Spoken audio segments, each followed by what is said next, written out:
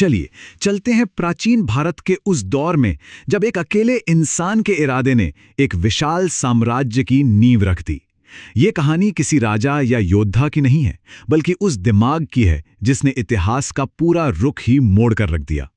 सोचिए, ये सिर्फ शब्द नहीं थे, ये एक शपथ थी, एक ऐसी प्रतिज्ञा जो इतिहास को बदलने वाली थी। इसी एक संकल्प से उस क्रांति की चिंगारी भड़की जिसने भारत का नक्शा हमेशा के लिए बदल दिया। तो सवाल ये उठता है कि इतनी बड़ी, इतनी कठोर शपथ लेने की नौबत आई ही क्यों? इसे समझने के लिए हमें उस समय के मगध साम्राज्य में जाना होगा। एक ऐसा साम्राज्य जो सच पूछे तो अन्याय की आग में जल रहा था। उस वक्त मगध की सत्ता पर काबिज था नंदवंश, और इनका शासन क्रूरता और अन्याय का दूसरा नाम बन चुका था। जनता परेशान थी, चारों तरफ बस एक अराजकता का अंधेरा छाया हुआ था।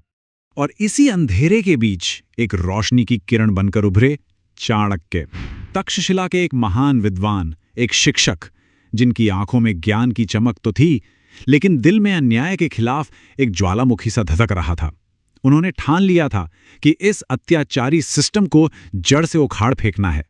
तो देखिए, इस महान क्रांति के दो सबसे बड़े पिलर थे। एक तरफ थे चाणक्य, वो दिमाग जो सारी की सारी स्ट्रैटेजी बना रहा था, और दूसरी तरफ चंद्रगुप्त, वो शक्ति, वो तलवार जो स्ट्रैटेजी को हकीकत में बदलने वाली थी। गुरु और शिष्य की एक ऐसी जोड़ी जिसे इतिहास शायद ही कभी भुला पाएगा। तो एक महान दिमाग को अब एक महान योद्धा की तलाश थी, और बस यहीं से कहानी उस मोड़ पर आती है जहां गुरु और शिष्य का वो ऐतिहासिक मिलन होता है। ये कोई आम मुलाकात नहीं थी, बिल्कुल नहीं। चाणक्य की वो जो पारखी नजरें थी ना, उन्होंने उस साधारण से दिखने वाले लड़के चंद्रगुप्त में वो चिंगारी देख ली थी जो बड़े बड़े राजा महाराजाओं की आंखों में भी नहीं दिखती थी। उन्हें उसी पल यकीन हो गया कि यही है भारत का अगला सम्राट। तो ये चाणक्य थे कौन? इन्हें कौटिल्य और विष्णुगुप्त के नाम से भी जाना जाता है। ये सिर्फ एक शिक्षक नहीं थे, अरे ये तो अर्थशास्त्र जैसे महान ग्रंथ के रचयिता थे।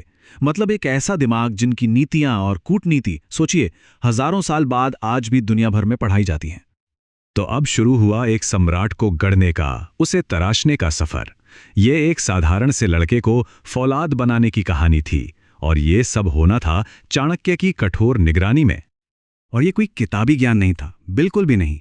चाणक्य का लक्ष्य था चंद्रगुप्त को एक चक्रवर्ती सम्राट बनाना, एक ऐसा सम्राट जो युद्ध कला से लेकर कूटनीति तक हर चीज में माहिर हो। इस ट्रेनिंग के 3 मुख्य हिस्से थे। पहला, जंगलों में युद्ध कला, ताकि शरीर फौलाद जैसा बन जाए।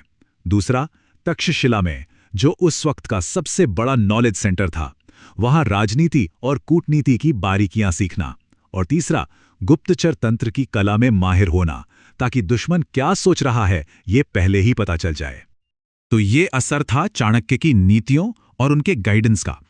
उनकी उस जबरदस्त बुद्धि ने एक साधारण सी मिट्टी को उस सांचे में ढाल दिया जिससे निकले इतिहास के महानतम सम्राटों में से एक, चंद्रगुप्त मौर्य। अब कहानी उस मोड़ पर पहुंचती है जहां सालों की मेहनत और ट्रेनिंग का नतीजा सामने आने वाला था। गुरु और शिष्य की इस जोड़ी ने मिलकर नंदवंश के उस जालिम साम्राज्य को धूल में मिला दिया, और उसी साम्राज्य की राख पर एक नए, शक्तिशाली और अखंड भारत के सपने की नींव रखी गई, जिसका नाम हुआ मौर्य साम्राज्य। ये भारत के इतिहास का एक सुनहरा अध्याय था। सोचिए, पहली बार इस धरती पर इतना बड़ा, इतना ऑर्गेनाइज्ड और शक्तिशाली साम्राज्य बना था, जिसने बिखरे हुए छोटे छोटे राज्यों को एक झंडे के नीचे लाकर सही मायनों में अखंड भारत की नींव रखी। तो सवाल ये उठता है कि इस पूरे ऐतिहासिक बदलाव के पीछे की असली ताकत क्या थी? वो कौन सी शक्ति थी जिसने ये सब कुछ मुमकिन कर दिखाया? इस पूरे साम्राज्य की नींव में इतिहास के सबसे बड़े बदलाव के पीछे कोई बड़ी सेना या कोई बहुत बड़ा खजाना नहीं था, बल्कि सिर्फ एक व्यक्ति की सोच थी। और वो शक्ति थी चाणक्य की, जो 3 चीजों पर टिकी थीं: उनकी असाधारण बुद्धि, उनकी कभी न चूकने वाली नीतियां, और अपनी मातृभूमि के लिए उनका अटूट समर्पण। इन्हीं 3 शक्तियों ने मिलकर जो नामुमकिन था उसे मुमकिन कर दिखाया। चाणक्य की ये कहानी हमें ये सोचने पर मजबूर करती है कि सही विजन और पक्के इरादे के साथ एक अकेला इंसान भी इतिहास का रुख हमेशा हमेशा के लिए बदल सकता है।